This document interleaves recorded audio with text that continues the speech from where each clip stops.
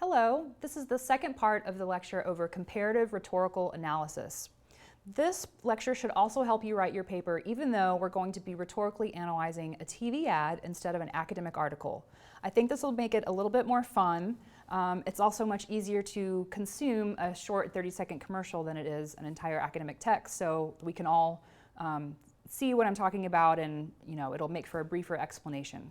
But I also want to show you how these principles of rhetoric and your ability to do rhetorical analysis are not limited to texts in your college classes, and they're not even limited to texts that are composed of words. Like we've done before with cartoons and political advertisements, you can do this type of analysis on pretty much anything, and definitely something that's visual and verbal. So what we're going to be analyzing is one commercial that was a series of 60 or so. It was a TV ad, a series of TV ads. We could say that they are authored by the Apple Corporation that makes Macintosh computers. So these started airing in 2009 or 2010, I believe, and this that we're about to watch was one of the first ones. So if you've never seen these before, I think you'll have enough information to get what you need out of it. If you have, then you'll remember, you'll kind of catch on, and you'll remember kind of what the scene is and what the purpose of these is. The purpose of these, yeah. So let's watch the video. It's about 30 seconds long, and then you can definitely, go back to this video, pause it, look at it really closely, restart it, watch it a number of times. And then you can go forward again to what I'm going to be talking about. So we'll show the video once, but then if you want to watch it again, that's fine. So what we're going to be watching is one of the Mac versus PC ads, and this one is titled Restarting. Hello, I'm a Mac. Hello, I'm a PC. We have a lot in common these days. We both run Microsoft Office. We share files. It's great. We just get along. PC? Yep. Okay. Hi, I'm a PC. Okay, we're past that. We moved beyond that. Yeah, I had to restart there. You know how it is. No, actually, I don't. Oh, what? Macs don't have to... We had him, then we lost him. I'm gonna go get IT. Keep an eye on him. All right. Now, we're going to be taking the visual details from that video and using them as a stand-in for the textual evidence that you use in your analysis of your two articles that you're comparing. So again, like I was saying, it might really help you if you go back and watch it a couple of times, because we're going to be using very, very specific details, which is what I want you to do in your paper. Use as specific details as you can, words and phrases, for example. Okay, so let's start the rhetorical analysis. First, I want to talk about purpose. When we're thinking about purpose, and this will be comparing the purpose that you might write about with an academic article versus an advertisement, in this case the one from the Apple Corporation. A purpose for an academic article would be things about, their purpose might be to inform others about the author's research and to persuade readers of the article that the authors are correct. It might get more specific than that, like comparing and contrasting their new research to the research that already existed. They might be trying to determine cause and effect, like they do some experiment, they want to see what the effect is. They, especially in literature and humanities studies, they might be analyzing a text or doing a case study, like in business. And there are other types of purposes that you've identified already in your academic articles. So let's compare that to the Mac advertisement. The main purpose of the advertisement is to sell products, to sell their products. They do that by persuading viewers to buy the products that they're selling. They also have an informative function. They want to inform potential buyers about the features that a Mac has, and they want to compare Macs to the competitors, which of course in this case is one particular competitor, a PC. When we're thinking about audience, if we compare the audience for an academic article versus a Mac advertisement, you can see I've got one type of audience for the article, which is other researchers in the field, and that's pretty much it. That's probably the only people that the academic authors had in mind who they were trying to reach when they wrote their article. But you have a much wider audience with many more potential viewers in the Mac advertisement. So One could be any viewer of anyone who has a TV and is watching it, where this advertisement is aired. These could be potential consumers of technology products, so maybe not a Mac in particular. It could be, if you think about the values and the way that people see themselves or want themselves to be seen, they could be people who want others to see them as kind of tech savvy and cool. Because I think you'll agree with me in a little bit that the person representing the Mac kind of comes across that way. Also, there are people who care about the things that Mac reports as its strengths. So people who care about having fun software, people who care about having their computer run reliably without having to restart. When we do a comparative analysis of the author or authors for the academic article, it's pretty straightforward because you'll see their names. It's a researcher or researchers in a very narrow academic field. They're usually professors, and they're usually people with a PhD. Those overlap a lot, though not always.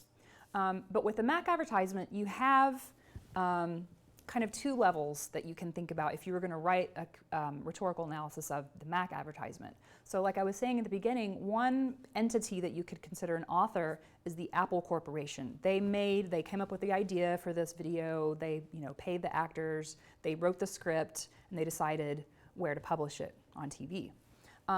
But within the videos, it's kind of a fictional situation. You have one character who's saying, hello, I'm a Mac.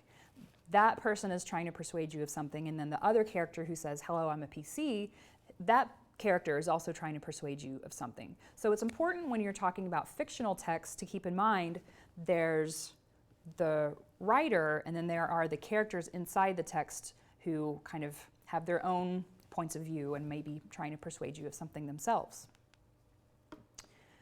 If we analyze the structure, we've definitely talked about this with academic articles. It might be the IMRAD structure that you found in your article.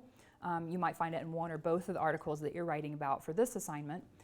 It might be a simple introduction, body, conclusion. Or you could get more specific with it. Maybe you identified that in one or both of your academic articles there's a problem and then a solution, or maybe the bulk of it is comparing two things, and we could go on. It's a little bit harder to talk about the structure of a commercial because we're not really used to breaking it down that way, but if you think about it, I mean, the genre, what it is, and what we can tell people to let them know what to expect about the way that it's structured is that it's a TV commercial. It's not an academic article. The length, it's 30 seconds long. There's a white background. There are two actors speaking, and that's basically all that goes on. But it's not just one person speaks and then another person speaks and they're done. They take turns speaking, and they actually speak together at one point. But it's kind of like the part of the Mac takes place first, and then the PC, and they alternate. So that's kind of a structure that we could refer to. And if you had seen this in a series of the same ads, there is a standard introduction that they begin with. Hello, I'm a Mac. Hello, I'm a PC. So that's a kind of introduction to this TV advertisement. When we analyze the research and evidence, we have to get a little bit creative again. With the academic article, it's straightforward. We know that it's original research conducted by researchers, and that might fall under the category of quantitative or qualitative. Quantitative is using numbers, and qualitative is describing, using words. So more specifically even than that, we can consider it to be experiments or textual analysis, observations of people, etc. The research and the evidence that we find in the Mac advertisement, I would say, is constituted by two main kinds. One is brief statements about the strengths of the Mac products. So these are actual lines that the actors speak. So these include, we have a lot in common. That's something that the Mac and the PC both say. So you're kind of just expected to take that at face value, since it's a very short advertisement and there's other evidence they could provide, but they don't have time. So they're just going to say some things and hope that you believe them. So we have a lot in common. We both run Microsoft Office. We share files. These are statements they're making to support the purpose of why you should buy a Mac. I'm also going to say that there's dramatized evidence. So the Mac never says, I don't freeze up as much as the PC. We just see the PC freezing up. It's dramatized action, but we don't see the Mac doing that. So it's kind of implied that the Mac doesn't have to restart or freeze up as much as the PC does. Okay, so when we get down to the level of the text, I want to take a look at what you would see in your article first. So when we're analyzing the textual features, it's going to be made up of mostly words, right? There may also be charts, graphs, tables, maybe some images, or maybe it's just words. That will be a really clear difference you might see when you're comparing your two academic articles. Of course, the text is printed in a journal. It will be using some academic jargon in whatever field the research is published in. The sentences will likely be pretty complex, maybe not all of them. You might have some variety between sentences that are simpler and sentences that are more complex. Also, this overlaps, but it doesn't completely. Some sentences might be pretty short. A lot of them might be long. You can talk about things when you're comparing your two articles. And you might see headings and subheadings that you can also use to talk about the structure of the article. All right, now let's do an analysis of the text, and let's focus on the Mac part of the text, and let's really focus on the visual details that you would use we're going to use as evidence to support what I'm going to say is my argument about what this text means. So the details include the fact that this is a younger actor. He's dressed in casual clothes. It's a pretty contemporary style. He has a relaxed demeanor. You can tell that because he's got his hands in his pocket, and he's not slouching, but he's not standing stiff and straight up. You can see it in closer shots, but he has some facial hair. So I would say that overall, that means that he wants people who see themselves in a similar way to identify with him and say, hey, that person looks like me. I want to pay attention to what that person says. Or people who would like others to see them in this way, like that they have youthful qualities and that they're casual and stylish, but they don't really care too much about their appearance. I would say that this is a textual feature of this video that means it makes us interpret it in a certain way.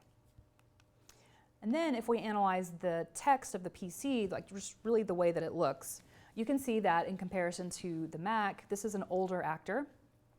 He's dressed in a business suit instead of a hoodie and jeans. And the suit itself seems slightly out of fashion. It's not the most fashionable of suits. The color's kind of drab, and in the series you can see this over and over again. He'll wear like brown suits or kind of grayish suits. And definitely no flashy ties or anything. Also, the suit's kind of ill-fitting. I would say it's a little bit too long at the bottom. It's not sleek, it's not fashionable. So I think that makes a difference too in who this text appeals to. Basically certain viewers are going to see this and think, I don't want to be like that person. So maybe they want that message to transfer to, I don't like the way that person looks. I'm not going to believe their message about a PC being a good choice for me.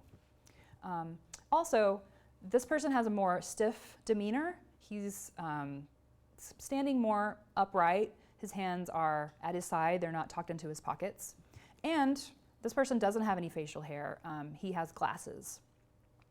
So you may draw some conclusions based on those details. You may have drawn those conclusions when you saw the video. You just didn't really think about them. And so that's what I want you to do when you are writing about this advertisement and the writing activity we're going to do. To think very carefully about your reactions, try to analyze your own reaction to this.